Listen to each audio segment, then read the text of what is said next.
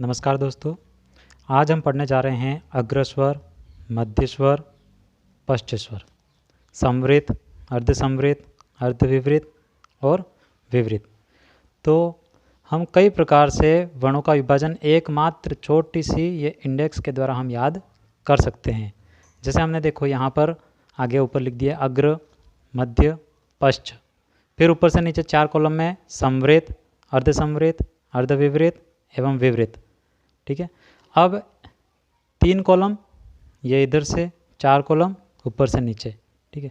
अग्र, मध्य, पश्च, समवृत, अर्धसमवृत, अर्धविवृत, विवृत।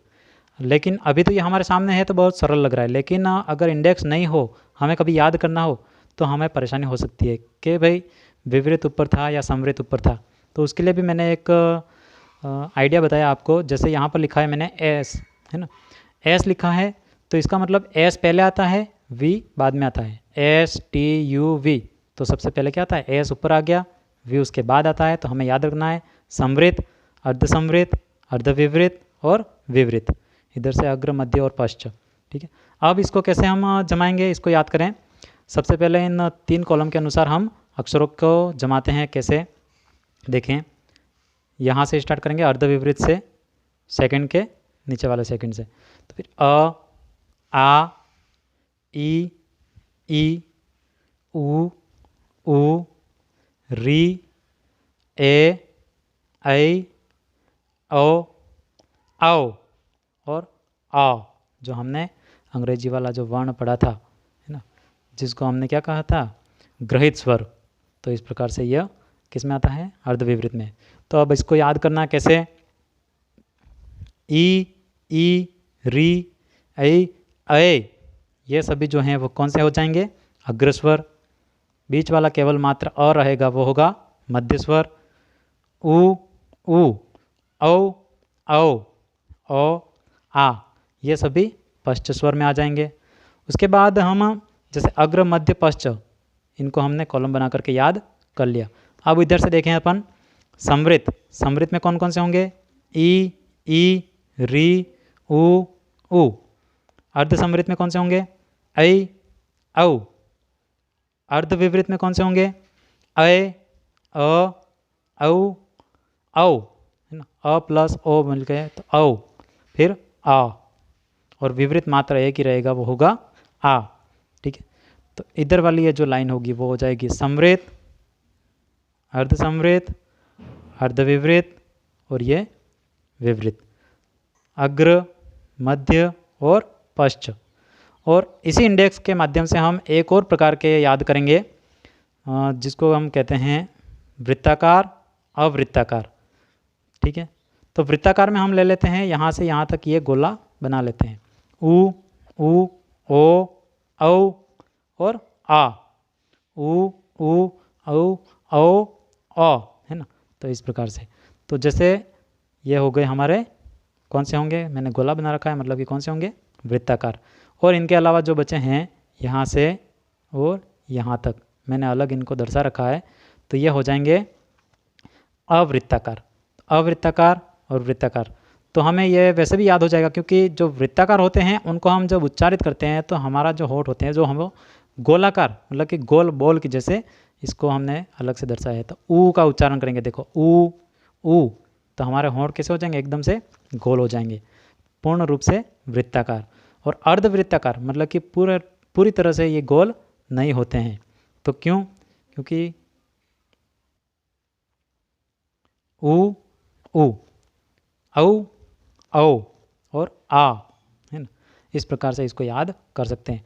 तो ये मात्र जो सारणी है, इसके द्वारा अग्र, मध्य, पश्च, समवृत, अर्धसमवृत, अर्धविवृत और विवृत, और उसके बाद वृत्ताकार, अवृत्ताकार, वृत्ताकार में भी पूर्ण वृत्ताकार और अर्धवृत्ताकार, इस सभी प्रश्नों के हल आप इस इंडेक्स के माध्यम से कर सकते हैं। कंपटीशन एग्जाम में इसमें से बहुत सारे प्रश्न पूछे जाते हैं, जिसको आप इस तरीके से याद कर सकते हैं, ध्यान रखिएगा।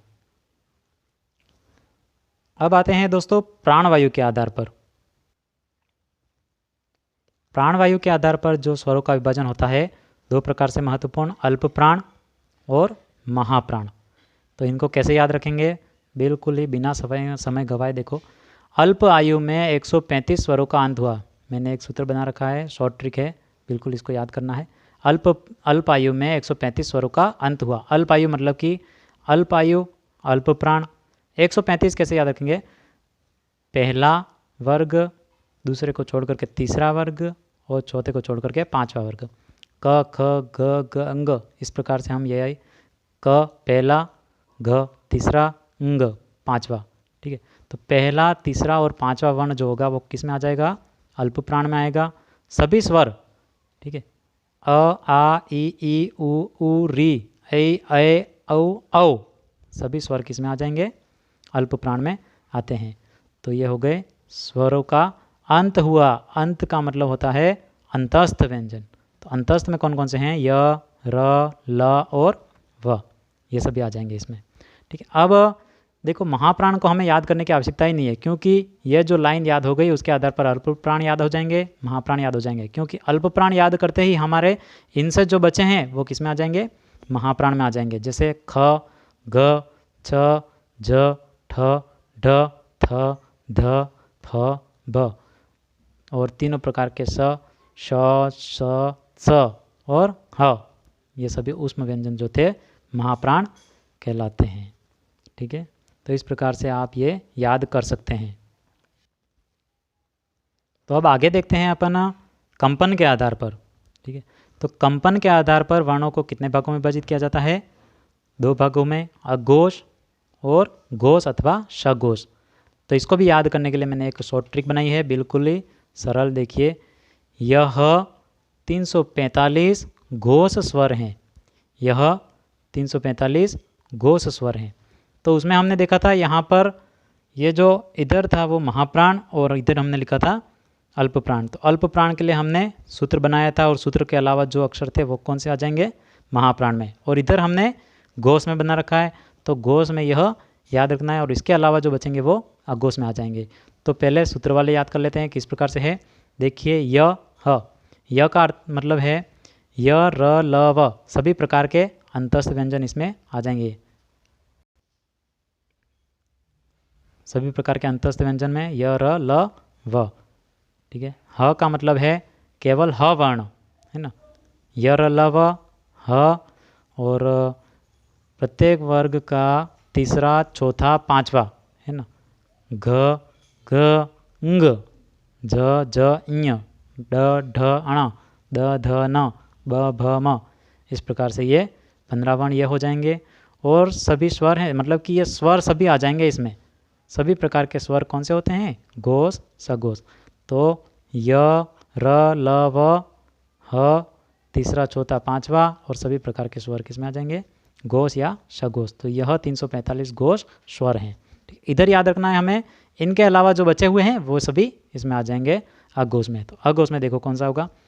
क, ख, छ, छ, ट, ठ, त, थ, प, फ और तीनों स, स, छ, श, स, छ। तो इस प्रकार से ये तीनों स इसमें आ जाएंगे। हाँ, हमने देखा था यहाँ पर अकेला ये घोष होता है, न कि अघोष। तो हम इनको याद रखेंगे तो इसके माध्यम से ये याद हो जाएंगे।